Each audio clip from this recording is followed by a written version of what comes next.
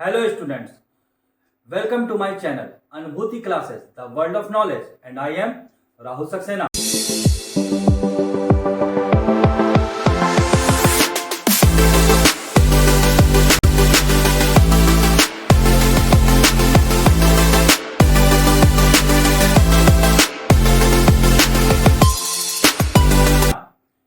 Students, आज जो topic मैं आपको पढ़ाने वाला हूं वो हमारी बिजनेस स्टडीज की बुक से है और उसका नाम है financial management. Financial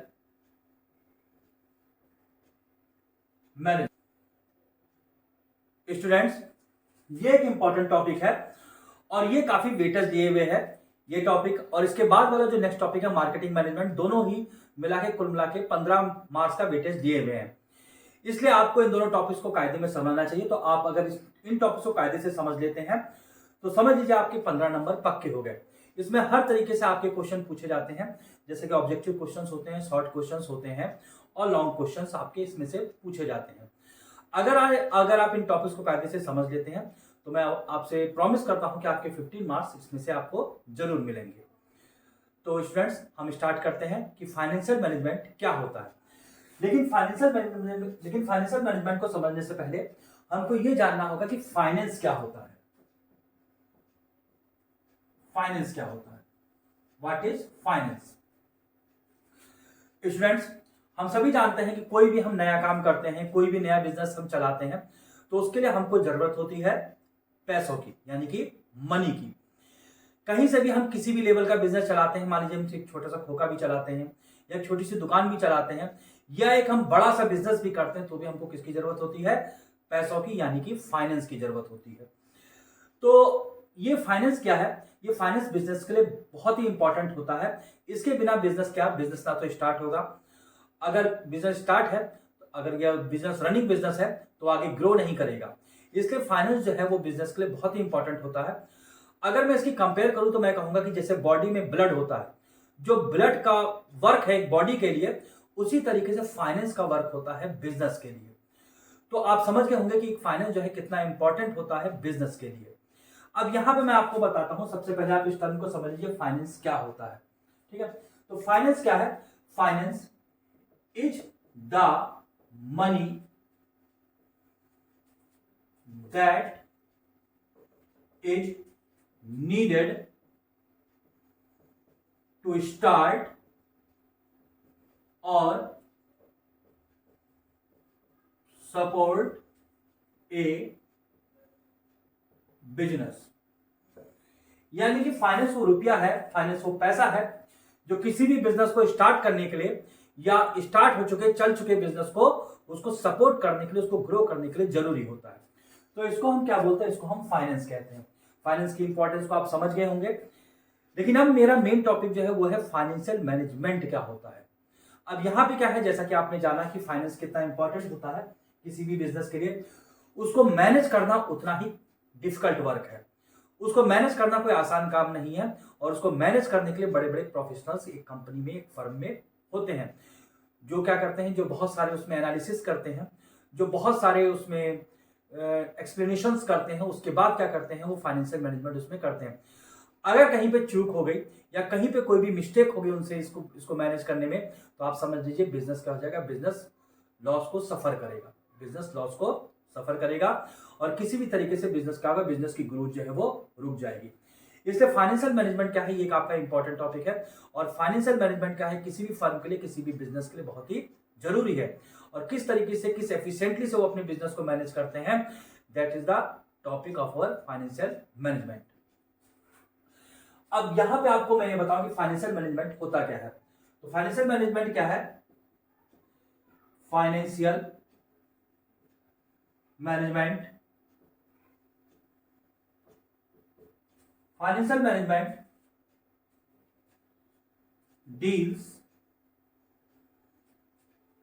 deals with investing the financial resources in a way that greater business success and return on investment. Return on investment is achieved.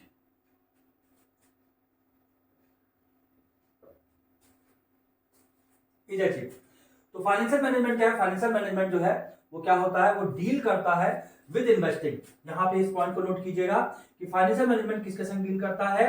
Financial resources को इन्वेस्ट करने से डील करता है कि किस तरीके से उसको इन्वेस्ट किया जाए, किस एफिशिएंटली तरीके से कुशलतापूर्वक उसको इन्वेस्ट किया जाए कि हमको क्या मिल सके?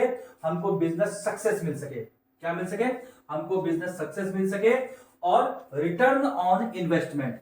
रिटर्न ऑन इन्वेस्टमेंट कहने का मतलब है ROI, यानी कि हम जो भी पैसा लगाएं, जो भी कुछ हम रुपए लगाएं, उसका हमको ज्यादा से ज्यादा मिले। That is called return on investment. तो ये क्या है? फाइनेंशियल मैनेजमेंट डील करता है विद इन्वेस्टिंग। ध्यान रखिएगा, इन्वेस्टिंग के संग डील करता है। किसको इन्वेस्ट करता है? फाइनेंशियल रिसोर्सेज को इन्वेस्ट करता है। इस तरीके से इन्वेस्ट किया जाता है कि ग्रेटर बिजनेस सक्सेस मिले और क्या मिले? And return on investment is achieve, उसको प्राप्त किया जा सके। That is called financial management. Students, आपको मैंने फाइनेंशियल मैनेजमेंट का मीनिंग समझाया। अब यहां पे फाइनेंशियल मैनेजमेंट का मेन ऑब्जेक्टिव क्या होता है? फाइनेंशियल मैनेजमेंट का मेन ऑब्जेक्टिव यह होता है कि किस तरीके से कि बिजनेस के प्रॉफिट को मैक्सिमाइज किया जाए, किस तरीके से जो रिटर्न ऑन इन्वेस्टमेंट है उसको हायर किया जाए, उसको अचीव किया जाए, हायर रिटर्न ऑन इन्वेस्टमेंट को। यही फाइनेंशियल मैनेजमेंट का मेन ऑब्जेक्टिव होता है और यही इसी काम के लिए वो किए जाते हैं।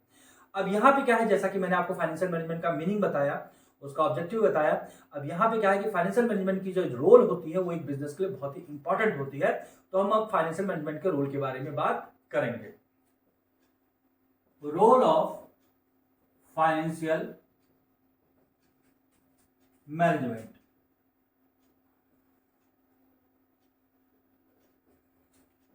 एक बिजनेस के लिए फाइनेंशियल मैनेजमेंट का रोल क्या होता है, यह हमको जानना है कि फाइनेंशियल मैनेजमेंट एक बिजनेस के लिए क्या रोल, क्या भूमिका निभाता है। स्टूडेंट, जैसा आपको पता है कि बिजनेस अपनी डेली की नीड्स अपनी मीट करता है, जैसे कि प्रॉफिट एंड लॉस में कुछ इनकम्स होती हैं, कुछ रेवेन्यूज होती हैं और इसके साथ साथ कुछ एक्सपेंसेस होते हैं।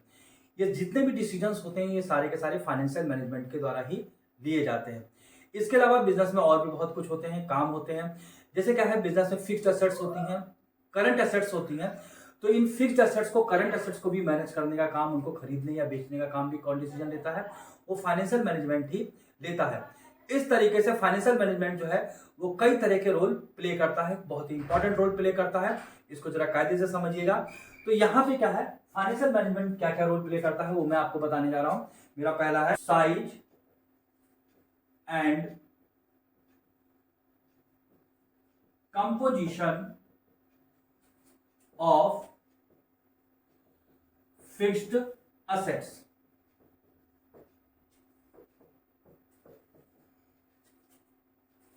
स्टूडेंट्स, बिजनेस में बहुत सारी फिक्स्ड असेट्स होती हैं। फिक्स्ड असेट्स कहने का मतलब यह है कि ऐसी असेट जो क्या होती हैं, जो बिजनेस में कई सालों तक के लिए फिक्स हो जाती हैं।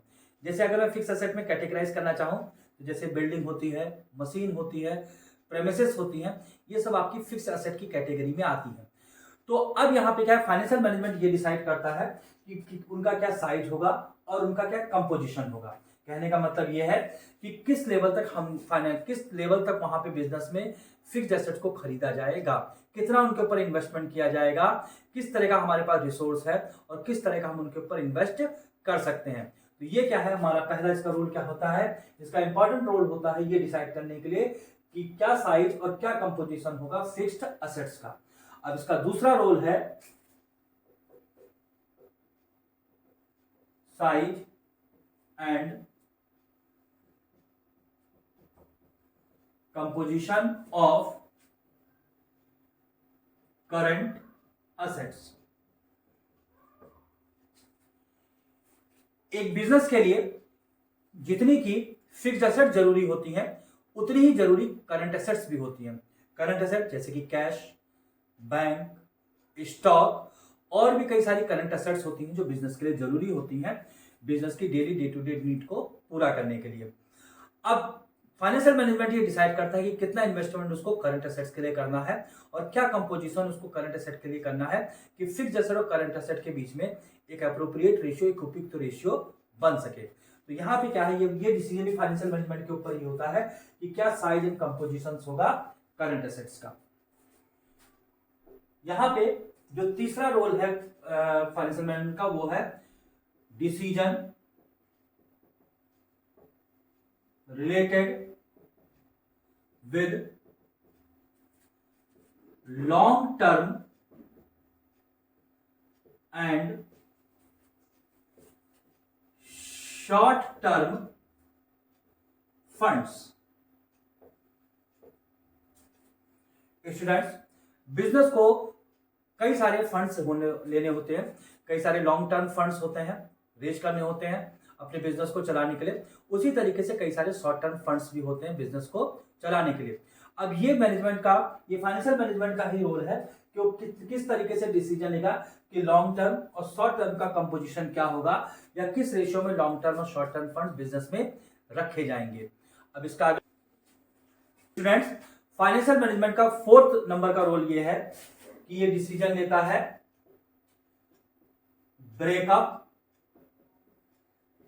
Breakup of long term finance into breakup of long term finance into debt and equity। अब यहां पे क्या है, ये डिसीजन भी फाइनेंशियल मैनेजमेंट ही लेता है कि जो लॉन्ग टर्म फाइनेंस है बिजनेस में, यानी कि बिजनेस ने जो लॉन्ग टर्म फाइनेंस किया है, लंबे समय के लिए पैसा लगाया है, एक ह्यूज अमाउंट इन्वेस्टमेंट किया गया है बिजनेस में, उसको कितना डेप्ट के रूप में रखा जाएगा और कितना उसको इक्विटी के रूप में रखा जाएगा। यहां पे डेप्ट का मतलब यह है कि कितना बिजनेस में लोन के रूप में, एडवांस के रूप में रखा जाएगा और कितना इक्विटी। इक्विटी कहने का मतलब यह होता है कि कितना बिजनेसमैन अपने घर से लेके आएगा, अपने फंड से लेके आएगा। तो that is called breakup of long term finance, यानी कि ब्रेकअप जो लॉन्ग टर्म फाइनेंस है उसका कितना डेप्ट के रूप में रहेगा और कितना इक्विटी के रूप में रहेगा। ये डिसीजन भी कौन लेता है, ये डिसीजन भी फाइनेंशियल मैनेजमेंट ही लेता है। अब यहां पे इसका 5वां रोल है, all items of profit and loss account. Students, profit and loss account के 2 कॉलम होते हैं, जिसमें एक तरफ हम डेबिट साइड में एक्सपेंसेस शो करते हैं और जिसके क्रेडिट साइड में हम रेवेन्यू को शो करते हैं। अब जितना भी उसका जो एक्सपेंस है और जितना भी उसके रेवेन्यू कमाने का जो भी कुछ तरीका होता है, वो सारे डिसीजन कौन लेता है, वो सारे डिसीजन भी फाइनेंशियल मैनेजमेंट ही लेता है। यानी कि प्रॉफिट एंड लॉस अकाउंट में जो भी एक्सपेंसेस किए जाते हैं, जो भी एक्सपेंसेस होते हैं, उनका डिसीजन भी फाइनेंशियल मैनेजमेंट ही लेता है कि एक्सपेंसेस किस तरीके से होंगे, और जो रेवेन्यू कमाई जाती है उसके बारे में भी डिसीजन कौन लेता है, वो फाइनेंशियल मैनेजमेंट ही लेता है कि किस तरीके से उस रेवेन्यू कमाया जाएगा और किस तरीके से उसको इन्वेस्ट किया जाएगा। तो इस तरीके से फाइनेंशियल मैनेजमेंट के रोल होते हैं। आप इसको स्क्रीनशॉट ले सकते हैं। अब आगे स्टूडेंट्स, अब हम जानेंगे ऑब्जेक्टिव ऑफ फाइनेंशियल मैनेजमेंट कि फाइनेंशियल मैनेजमेंट के ऑब्जेक्टिव्स क्या होते हैं। ऑब्जेक्टिव्स ऑफ फाइनेंशियल मैनेजमेंट, कि फाइनेंशियल मैनेजमेंट के ऑब्जेक्टिव्स क्या होते हैं। Objective of financial management. अब यहां पे क्या है, मैं आपको एक बात बताना चाहता हूं कि अगर मैं कहूं कि फाइनेंशियल मैनेजमेंट का मेन एक ही ऑब्जेक्टिव होता है और वो ऑब्जेक्टिव होता है फाइनेंशियल मैनेजमेंट का to maximise the profit of equity share holders. यानी कि अगर कोई कहे कि फाइनेंशियल मैनेजमेंट का केवल एक ही ऑब्जेक्टिव बताया जाए तो फाइनेंशियल मैनेजमेंट का मेन एक ही ऑब्जेक्टिव होता है कि किस तरीके से इक्विटी शेयर होल्डर्स को, जो कि रियल ओनर्स होते हैं बिजनेस के लिए, किस तरीके से उसको मैक्सिमाइज किया जाए प्रॉफिट का, उनके लिए किस तरीके से उनके लिए प्रॉफिट को मैक्सिमाइज किया जाए। मेन फाइनेंशियल मैनेजमेंट का यही ऑब्जेक्टिव होता है। अब इसी ऑब्जेक्टिव से फाइनेंशियल मैनेजमेंट के अदर ऑब्जेक्टिव भी रिलेटेड होते हैं।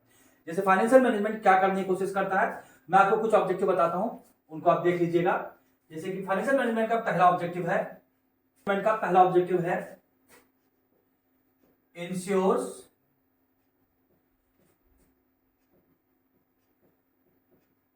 Availability of funds. यानी कि फाइनेंशियल मैनेजमेंट बिजनेस के लिए इंश्योर करे कि जो भी काम के लिए उसको फंड्स चाहिए, वो फंड्स हमेशा बिजनेस के लिए क्या रहे, अवेलेबल रहे, उसको उपलब्ध रहे। फंड्स की कमी कभी भी ना पड़े। अगर फंड्स कभी बिजनेस के लिए सफिशिएंट नहीं होगा तो बिजनेस भी ग्रो नहीं करेगा। इसलिए फाइनेंशियल मैनेजमेंट का वन मोर इंपॉर्टेंट ऑब्जेक्टिव है कि वो क्या करे, कि वो इंश्योर करे कि बिजनेस के लिए फंड्स क्या रहे, वो एप्रोप्रिएट बने रहे। अब यहां पे फाइनेंशियल मैनेजमेंट दूसरा ऑब्जेक्टिव है cost of fund should be low. यानी कि बिजनेस जो फंड रेज करता है, बिजनेस जो भी फंड उठा रहा है, उस फंड को लेने के लिए कम से कम कॉस्ट बिजनेस को खर्च करना पड़े, बिजनेस को कम से कम खर्चे में अधिक से अधिक फंड मिल सके, उसको अधिक से अधिक फाइनेंस मिल सके। ये उसका दूसरा ऑब्जेक्टिव होता है। अब यहां पे फाइनेंशियल मैनेजमेंट का तीसरा ऑब्जेक्टिव है एफिशिएंट यूज ऑफ फंड्स। यानी कि फाइनेंशियल मैनेजमेंट के बाद जो भी फंड आया है उसको वो एफिशिएंटली यूज करे, उसको कुशलतापूर्वक यूज करे। ये नहीं कि उसको व्यर्थ के काम में उसको वेस्ट कर दिया जाए। इसलिए क्या किया जाए, उसको वेस्टफुल तरीके से यूज नहीं किया जाए, बल्कि फंड्स को बुद्धिमत्तापूर्वक इंटेलिजेंटली उसको यूज किया जाए, और उसको किस तरीके से, उसको एफिशिएंटली यूज किया जाए ताकि फंड्स का कम से कम कॉस्ट में अधिक से अधिक यूज किया जा सके। अब यहां पे जो चौथा ऑब्जेक्टिव है वो है ensures funds are available at time। ये भी एक इंपॉर्टेंट एस्पेक्ट है फाइनेंशियल मैनेजमेंट का, कि फाइनेंशियल मैनेजमेंट इस बात को इंश्योर करे कि फंड जो है वो क्या हो सके, जब भी रिक्वायर हो एट ए टाइम वो उस समय मिल सके। तो इस तरीके से फाइनेंशियल मैनेजमेंट के कुछ ऑब्जेक्टिव्स हैं, लेकिन इसका मेन ऑब्जेक्टिव यही है कि किस तरीके से इक्विटी शेयर होल्डर्स के फंड्स को, उनके प्रॉफिट को मैक्सिमाइज करना। अब हम नेक्स्ट इंपॉर्टेंट टॉपिक पढ़ेंगे और वो है फाइनेंशियल डिसीजन। फाइनेंशियल डिसीजन ये हमारा एक इंपॉर्टेंट टॉपिक है। अब यहां पे फाइनेंशियल डिसीजन का मीनिंग क्या है, उसका मतलब क्या है। अब जैसे क्या होता है कि बिजनेस ने फाइनेंस मैनेज कर लिया, उसने सब कुछ अपना कर लिया, आपने बिजनेस का फाइनेंस मैनेजमेंट का मीनिंग समझा, आपने रोल समझा बिजनेस में फाइनेंस मैनेजमेंट का। अब यहाँ पे फाइनेंशियल डिसीजन क्या होता है, फाइनेंशियल डिसीजन ये होते हैं कि किस तरीके से, कहां पे, कितनी एफिशिएंटली उसको अपने फंड को उसको इन्वेस्ट करना होगा। बिजनेस किस तरीके से एफिशिएंटली अपने फंड्स को इन्वेस्ट करेगा। अगर मैं बात करूं फाइनेंशियल डिसीजन की, तो आमतौर पे एक बिजनेस को 3 तरह के इंपॉर्टेंट फाइनेंशियल डिसीजंस लेने होते हैं। यानी कि फाइनेंशियल डिसीजंस 3 तरह के होते हैं। 3 टाइप्स ऑफ फाइनेंशियल डिसीजंस। ये एक ऑर्डर में होते हैं। अगर मैं पहला कहूं तो पहला इनिशियल है आई, दूसरा इनिशियल है एफ और तीसरा इनिशियल है डी। यानी कि बिजनेस को 3 फाइनेंशियल डिसीजन लेने होते हैं, आई, एफ, डी। आई पे यहां का मतलब है इन्वेस्टमेंट डिसीजन,